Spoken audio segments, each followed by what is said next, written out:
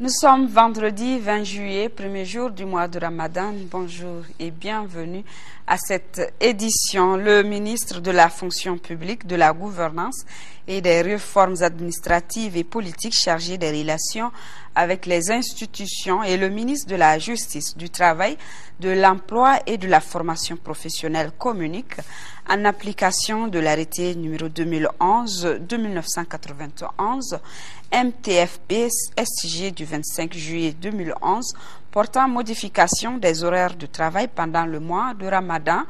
Les horaires de travail sont modifiés comme suit durant le mois de Ramadan. Du lundi au jeudi de 7h30 à 16h30 avec une pause de 30 minutes, soit de 12h30 à 13h. Vendredi de 7h30 à 12h30 sans pause. Le complexe H-Tech a organisé la sixième édition de la matinée de l'excellence de l'intégration africaine. La cérémonie a été présidée par l'ambassadeur de la Côte d'Ivoire dans notre pays et le reportage est signé ici, Isaac Tchenou. Sixième du genre, cette cérémonie consacre la journée de l'excellence. C'est aussi le lieu de rendre hommage aux anciens étudiants de l'école. Nous, H-Tech Mali, avons décidé de faire modestement notre job afin de parvenir à notre but commun, la renaissance de notre patrimoine commun qui est l'Afrique. Pour ce faire, nous avons pensé qu'il faut aider à construire une nouvelle élite bien formée, capable d'anticiper les grands défis économiques et technologiques de l'heure. Pour rehausser l'éclat de cet événement, un défilé de mode. Ensuite, ce fut le tour de la présentation de l'aide traditionnelle des différentes nations présentes dans cette école. Toutes choses qui renforcent l'intégration de l'unité africaine. Je voudrais magnifier également l'esprit qui a animé la direction de cet établissement, qui a fait d'une structure de formation de très haut niveau un moyen sur l'intégration africaine.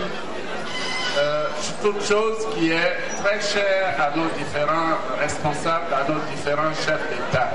Chaque année, à la même période, ces étudiants issus de l'école H-Tech Mali et originaires de plus d'une dizaine de pays africains se retrouvent ici au Centre international de conférence de Bamako pour étaler les us et coutumes de leurs pays respectifs.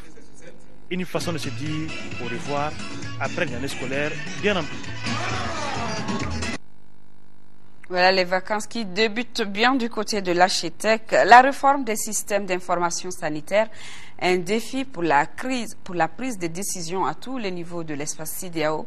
C'est le thème de la 25e journée de l'Organisation ouest-africaine de la santé, une journée de plaidoyer en faveur du système national d'information sanitaire a été organisée par l'organisation. Le reportage de Alpha Maïga. Pour qu'il retrouve très vite la paix et la stabilité. C'est la conviction du sous-secrétaire d'État américain chargé des affaires africaines en visite au Mali. Johnny Carson a d'abord rencontré le président par intérim de l'Assemblée nationale. Les deux personnalités se sont longuement entretenues sur l'évolution de la situation au Mali. On retient notamment de leur échange la nécessité de former rapidement un gouvernement inclusif et d'élaborer une feuille de route pour faire face à l'essentiel, à savoir la reconquête des régions occupées. Il est donc important en ce moment-là que la restructuration de l'armée soit mise en œuvre. Il est important que la formation des éléments des forces armées du Mali, que cette formation donc soit faite, et afin de permettre les forces armées du Mali d'être à un niveau souhaitable. Et justement, dans ce cadre-là, il est important qu'elle accepte aussi le soutien des partenaires qui sont prêts à venir l'assister, des partenaires qui incluent la CEDEAO, qui peut donc la permettre d'être à un niveau qui lui permettra d'intervenir au nord pour combattre les ennemis réels qui sont dans ce nord-là. L'envoyé du gouvernement américain s'est entretenu également avec le ministre de l'administration territoriale, de la décentralisation et de l'aménagement du territoire. Ici, les échanges ont porté sur les préparatifs des élections, notamment au niveau du fichier électoral et du calendrier électoral. Le ministre en charge de l'organisation des élections a rassuré son interlocuteur de l'engagement du gouvernement de transition à aller à des élections libres et crédibles. Le colonel Moussa Sinko Koulibaly a profité justement pour lui remettre une copie du chronogramme électoral. Enfin, le ministre Koulibaly estime que les concertations avec les partis politiques et la société civile ont repris et le dialogue social en la matière se porte bien. Il nous a présenté des plans que nous pensons être très bons pour organiser des élections et nous pensons qu'il est très enthousiaste et espérons que les autres également vont partager son enthousiasme. Le secrétaire d'État adjoint aux affaires africaines a rappelé que son pays reste sur ses principes constitutionnels de condamnation de tout coup de force contre la démocratie. Johnny Carson estime que les États-Unis et le Mali sont amis et son pays ne ménagera aucun effort pour aider le Mali à reconquérir son territoire occupé. Il a rappelé que l'assistance humanitaire et sanitaire américaine reste au service du Mali. Voilà, vous l'avez compris, c'était plutôt Johnny Carson, le sous-secrétaire d'État américain chargé des affaires africaines qui est en visite donc dans notre pays. Il a rencontré hier les autorités maliennes pour s'informer davantage sur la crise que traverse notre pays. L'envoyé du gouvernement américain s'est également informé sur les préparatifs des élections. Après les échanges avec les autorités, le sous-secrétaire d'État américain chargé des affaires africaines animé dans l'après-midi un point de presse. C'était un compte-rendu signé Ibrahima Traoré. Et la journée de plaidoyer en faveur du système national d'information sanitaire, le reportage sur la journée vous sera proposé dans nos futures éditions. Malgré la place qu'occupe notre pays dans le secteur de l'élevage et son troisième rang des producteurs de poissons d'eau douce en Afrique, le prix de la viande et du poisson reste élevé au Mali. C'est pourquoi le ministre de l'Agriculture, de l'Élevage et de la Pêche a tenu à rencontrer les professionnels du secteur. Les échanges ont évidemment porté sur la hausse des prix de la viande et du poisson dans notre pays. Les raisons de cette hausse, selon les différents acteurs, sont l'occupation des régions du Nord, l'éloignement des zones de pêche et l'achat des animaux et des taxes élevées. Agali Agagissa. La montée des prix de la viande et du poisson en ce début de Ramadan constitue un casse-tête pour les autorités maliennes. La viande est vendue à 2000 francs contre 1800 francs CFA en 2011. Les capitaines coûtent 3500 francs CFA le kilogramme contre 2000 francs en 2011. Les raisons de cette hausse sont diverses. Les animaux qu'on achète depuis des régions sont transportés par les camions, ce qui joue beaucoup sur les prix des revient à l'arrivée à Bamako. Les commerçants ne vont plus dans les régions du Nord. Le plus grand facteur, c'est la crise du Nord. Parce que la plus grande partie de notre poisson, ça vient du Nord. Les charges, parce qu'il faut reconnaître que nous, on n'a pas de subvention sur nos engins de pêche, sur nos produits de pêche. Avec le cheptel le plus important de l'espace IMOA et une production annuelle estimée à plus de 100 000 tonnes de poissons, l'accès de la population à ces denrées ne doit nullement poser de difficultés, contrairement à ce que nous vivons aujourd'hui. Il se pose d'abord la problématique première, qui est celle de l'exploitation économique par la transformation du bétail en viande et autres produits dérivés, la production et la transformation du lait en produits laitiers et enfin la promotion de la conservation et de la transformation du poisson. Il se pose aussi la problématique de l'accroissement de la demande nationale. Cette rencontre entre professionnels du secteur et gouvernement se veut un cadre d'échange pour passer au pain fin tous les problèmes et poser les jalons pour la stabilité des prix sur le marché malien. C'est pourquoi les participants planchent sur plusieurs thèmes comme l'importance socio-économique des sous-secteurs de l'élevage et de la pêche, les dispositifs de collecte des données statistiques et des prix sur le marché. Les travaux qui durent 3 jours devront être sanctionnés par un plan consensuel de maîtrise des prix de la viande et du poisson. La communauté musulmane a commencé aujourd'hui le mois de Ramadan, appelé aussi mois de Carême, un mois béni pendant lequel les musulmans observeront le jeûne, l'un des 5 piliers de l'islam. Quelle est l'importance du mois de Ramadan? Quelles sont les règles? Quelle est la différence entre un mois béni et un mois sacré? Les éléments de réponse dans ce dossier réalisé par Modibo Mariko. Le ramadan de tous les mois de l'année est celui que les musulmans attendent le plus. Un mois important en ce sens qu'il offre aux musulmans l'occasion de s'acquitter d'un des 5 piliers de l'islam, c'est-à-dire le jeûne. Mais il est aussi l'occasion pour les fidèles de se rapprocher de Dieu à travers les prières et autres bonnes œuvres. Pendant ces mois, la récompense des bonnes actions est multipliée, les péchés pardonnés. Un mois béni, rempli de bienfaits, mais différent des mois sacrés. Il y a ces quiproquos là qui est là.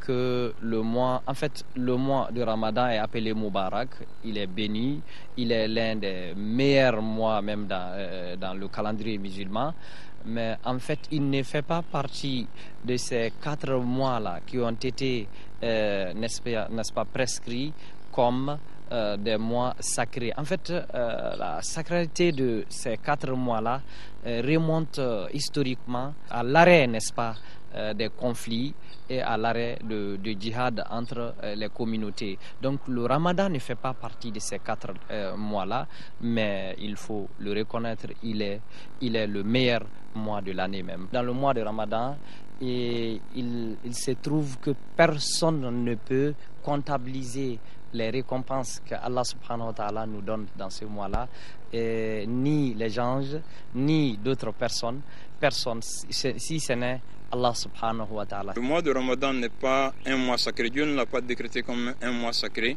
mais c'est un mois béni, qui est au-dessus des mois sacrés. C'est ça le Ramadan, c'est pas que le jeûne, c'est non seulement le mois du jeûne obligatoire, c'est aussi le mois de la révélation du Coran, c'est le mois de la générosité. Donc par le Ramadan, il y a 3 piliers qui se retrouvent en même temps. Non seulement nous avons le jeûne lui-même, la révision du Coran, parce que le Ramadan est un mois qui est rythmé par beaucoup de prières surrogatoires qu'on appelle les tarawih, que nous faisons en groupe. Et elles ont énormément d'importance. Donc là, il y a la prière qui se retrouve pendant le Ramadan. Et il y a la générosité qui fait partie de la zakat. La zakat est la générosité obligatoire, mais cette générosité-là, elle ne se restreint pas qu'à la zakat. Et donc, on retrouve les trois des piliers principaux, à part l'attestation de foi qui anime tout ça. Donc tout ça se retrouve au mois de Ramadan. Donc c'est pour ça que c'est un mois exceptionnel, un mois béni qui est au-dessus de tous les autres mois. Voilà qui donne raison au prophète paix et salut sur lui quand il dit que le mois de Carême est celui de la Oumma islamique. Le Ramadan dure l'état des mois lunaires, c'est-à-dire 29 ou 30 jours. Le point d'orgue, sinon la pratique religieuse la plus caractéristique de ces mois est celle du jeûne. Il est ainsi, entre autres, interdit aux musulmans de manger, de boire et d'avoir des rapports intimes du lever au coucher du soleil. Ce qui est encore plus important, qui est détaillé dans le hadith, il faut s'abstenir des mauvaises paroles. Des mauvaises paroles, parce que Dieu nous dit dans le Coran, il compare la médisance à celui qui mange la chair de son frère. Comment toi tu peux renoncer à la nourriture matérielle et devenir un cannibale qui mange du cadavre? Donc il faut faire extrêmement attention. C'est-à-dire, quand on jeûne, il ne faut pas que seulement le jeûne soit un jeûne, comme on appelle, relatif au ventre. Il faut que tout corps jeûne, il faut que la bouche jeûne, il faut que les oreilles jeûnent, il faut que les yeux jeûnent, il faut l'ensemble, n'est-ce pas, du corps se mettre à jeûner. Sont dispensés du jeûne les personnes âgées, les malades chroniques, les malades mentaux, les femmes enceintes, les femmes en période de menstruation, celles qui allaitent les nouveau-nés, les voyageurs, pour ne citer que cela. Le but visé à travers ces pratiques est de pouvoir rentrer dans les bonnes grâces du Seigneur. Le jeûne permet aussi de contrôler son âme afin de la libérer de tout mal. Il devient de ce fait une sorte de pacte, un secret entre l'adorateur et son Seigneur, un acte spirituel par excellence. Celui qui jeûne le Ramadan avec toute dévotion et avec toute détermination, tous ses péchés sont expiés. Il sortira comme s'il est revenu encore dans le monde. Donc c'est là, ça a une ressemblance avec le Hajj même, le pèlerinage. C'est vraiment le mois du bonus et du super bonus, parce que tout ce que Dieu fait n'a pas de limite. Ça veut dire que c'est une période de miséricorde. Celui qui n'arrive pas à en profiter, c'est comme quelqu'un de maudit. Que Dieu nous préserve de ça. C'est au moment où ces mois tirent vers son fait qu'il gagne en importance. Ainsi, en rentrant dans les 10 dernières nuits, les musulmans redoublent d'ardeur dans l'adoration de Dieu, dans l'espoir de rencontrer la nuit du destin. Qu'est-ce que cette nuit-là? Dieu nous dit de cette nuit. Il dit que cette nuit-là, pendant laquelle le Coran a été révélé, vaut mieux que 1000 mois. Elle vaut mieux que 1000 mois. Donc ça veut dire, les gens ont calculé, 1000 mois ça fait à peu près 83 ans. Donc quelqu'un qui arrive à adorer Dieu pendant une nuit du cadre, en fait c'est comme si tu avais adoré Dieu pendant 83 ans. Donc quelqu'un qui arrive à avoir 10 mois de Ramadan et qui arrive à avoir 10 mois de Laylatul Qadr aura adoré Dieu pendant quelque chose qui vaut mieux qu'un millénaire.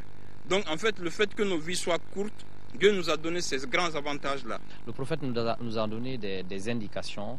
La seule chose qu'il nous a donné, n'est-ce pas, comme indication, c'est que cette nuit-là existe de façon impaire, c'est-à-dire il faut la chercher de la nuit de 21, 23, 25, 27, notamment 29. C'est tout ce qu'il nous a dit, et il a bien précisé aussi que ça se trouve dans les 10 derniers jours du mois de Ramadan. La solidarité et le partage qui caractérisent les musulmans trouvent ainsi son terreau fertile.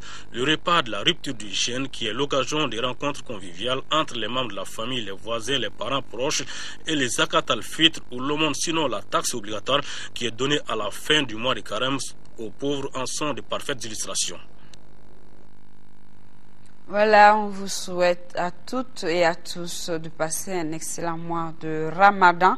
Je vous reprends ce communiqué du ministre de la Fonction publique, de la Gouvernance et des Réformes administratives et politiques, chargé des relations avec les institutions, et le ministre de la Jeunesse, du Travail, de l'Emploi et de la Formation professionnelle communique en application de l'arrêté numéro 2011-2991 du 25 juillet 2011 portant en modification des horaires de travail pendant le mois de Ramadan.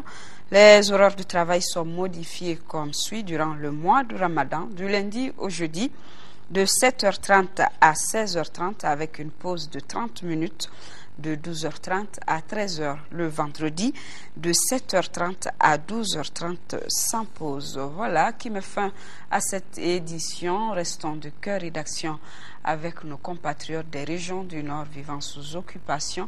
Ne les oublions surtout pas en ce mois béni de Ramadan. Merci et bon début de week-end à tous.